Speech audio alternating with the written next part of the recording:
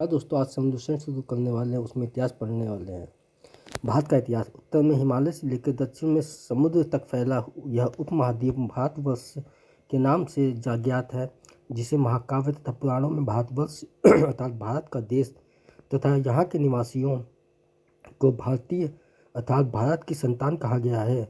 यूनानियों ने भारत को इंडिया तथा मध्यकालीन मुस्लिम इतिहासकारों ने हिंद अथवा हिंदुस्तान के नाम से संबोधित किया है। भारतीय इतिहास को अध्ययन के सुविधा के लिए 3 भागों में बांटा गया है: प्राचीन भारत, मध्यकालीन भारत एवं आधुनिक भारत। प्राचीन भारत। प्राचीन भारतीय इतिहास के स्रोत।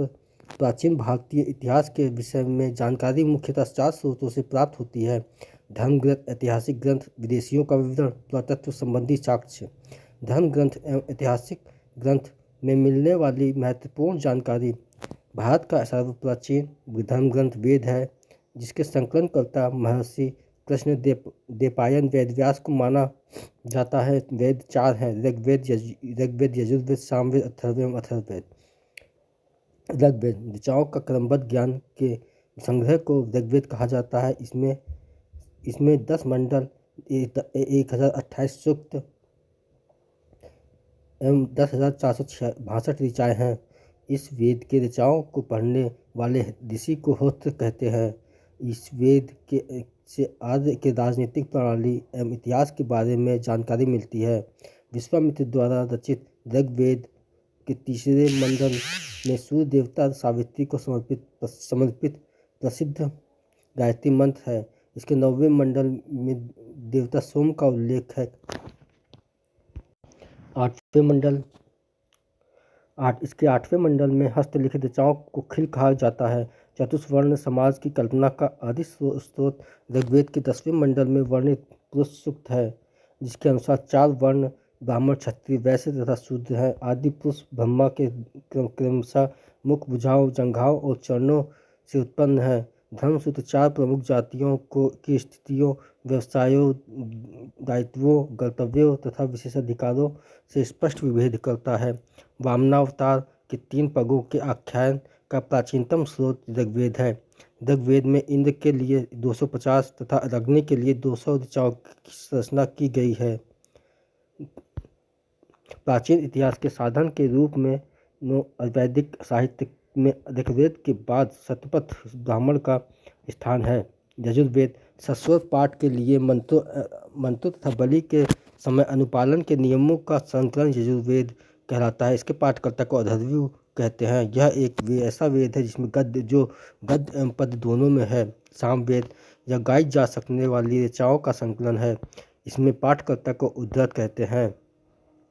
इसे भारतीय संगीत का जनक कहा जाता है। अथर्ववेद अथर्वा ऋषि द्वारा रचित इस वेद में रोग निवारण, तंत्र मंत्र, जादू टोना, शाप, वशीकरण, आशीर्वाद, स्तुति, प्रायश्चित, औषधि, अनुसंधान, विवाह, प्रेम, राजकर्म, मातृभूमि, महात्म रूप आदि विविध विषयों से संबंध मंत्र तथा सामान्य मनुष्यों के विचारों, विश्वासों, अंधविश्वासों इत्यादि का वर्णन है।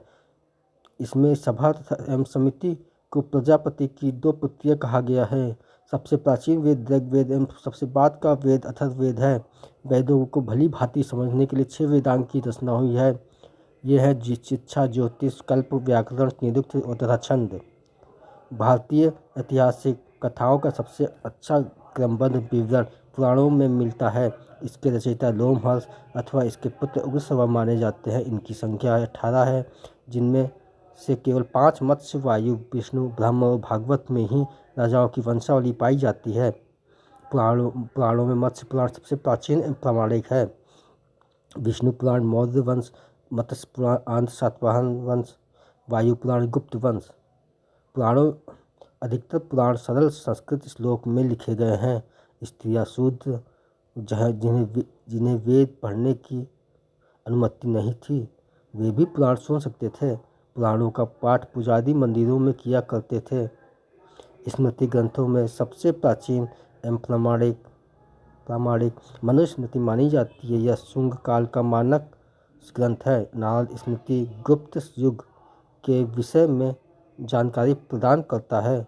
जातक में बुद्ध की पूर्व जन्म की कहानी वर्णित है।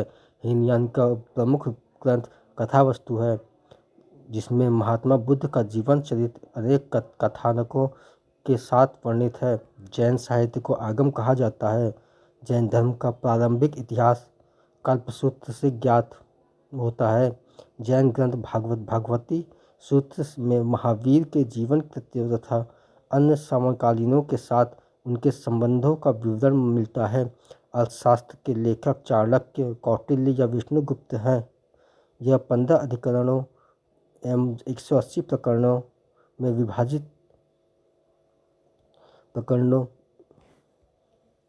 विभाजित है। इसमें मौर्यकालीन इतिहास की जानकारी प्राप्त होती है। संस्कृत साहित्य में ऐतिहासिक घटनाओं को क्रमबद्ध लिखने का सर्वप्रथम प्रयास कल्हड़ के द्वारा किया गया। कल्हड़ द्वारा रचित पुस्तक राजतरंगिणी है, जिसका संबंध कश्मीर के इतिहास से है। अरबों की सिंध विजय का वृत्तांत चचनामा में सुरक्षित है। अष्टाध्यायी संस्कृत भाषा व्याकरण की प्रथम पुस्तक, इसके लेखक पाणिनि है। इससे मौर्य के पहले का इतिहास तथा मौर्य युगीन राजनीति व्यवस्था की जानकारी प्राप्त होती है। कल्याण ने गार्ग्य संहिता एक ज्योतिष ग्रंथ है, फिर भी इसमें भारत पर होने वाले यवन आक्रमण का उल्लेख मिलता है। पतंजलि पुष्यमित्र शुंग के पुरोहित हैं। इनके महाभाष्य से शुंगों का इतिहास का पता चलता है। विदेशी यात्रियों ने मिलने वाली प्रमुख जानकारी यूनानी रोमन लेखक टेसियस, यह ईरान का राजवैद्य था। भारत के संबंध में इसका विवरण आश्चर्यजनक कहानियों से परिपूर्ण होने के कारण अविश्वसनीय है। हेरोडोटस, जिसे इतिहास का पिता कहा जाता है, जिसने अपनी पुस्तक हिस्टोरिका में 5वीं शताब्दी ईसा पूर्व के भारत फारस के संबंध का वर्णन किया है, परंतु इसका विवरण भी अनुश्रुतियों एवं अफवाहों पर आधारित है। सिकंदर के साथ आने वाले लेखकों में निर्याकस, अनेसिक्रिटस, अरिस्टोबुलस के विवरण अधिक प्रामाणिक एवं विश्वसनीय हैं। मेगास्थनीज यह सेल्यूकस निकेटर का राजदूत था, जो चंद्रगुप्त मौर्य के दरबार में आया था, जिसने अपनी पुस्तक इंडिका में मौर्य युगीन समाज एवं संस्कृति के विषय में लिखा है। डायमेकस यह सीरियन नरेश अंटियोकस के राजदूत था, जो बिंदुसार के राज दरबार में आया था। इसका विवरण भी मौर्य युग से संबंधित है। डायोनिसियस यह मिस्र नरेश टालमी फिलाडेल्फस का राजदूत था, जो अशोक के राज दरबार में आया था। टालमी, इसने 2वीं शताब्दी में भारत का भूगोल नामक पुस्तक लिखी। प्लिनी, इसने प्रथम शताब्दी में नेचुरल हिस्ट्री नामक पुस्तक लिखी। इसमें भारतीय पशुओं, पेड़ पौधों, खनिज पदार्थों आदि के बारे में विवरण मिलता है। प्लेप्लस ऑफ द इथीशियन से इस पुस्तक के लेखक के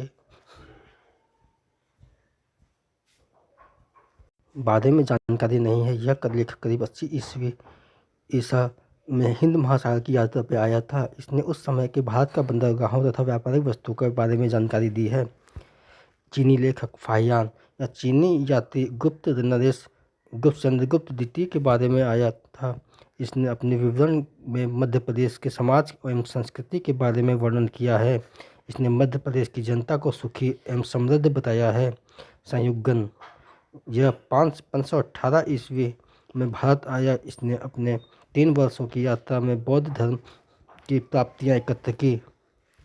ह्वेनसांग यह हर्षवर्धन के शासन काल में भारत आया था। ह्वेनसांग 629 ईस्वी में चीन से भारतवर्ष के लिए प्रस्थान किया और लगभग 1 वर्ष की यात्रा के बाद सर्वप्रथम वह भारतीय राज्य कपिसा पहुंचा।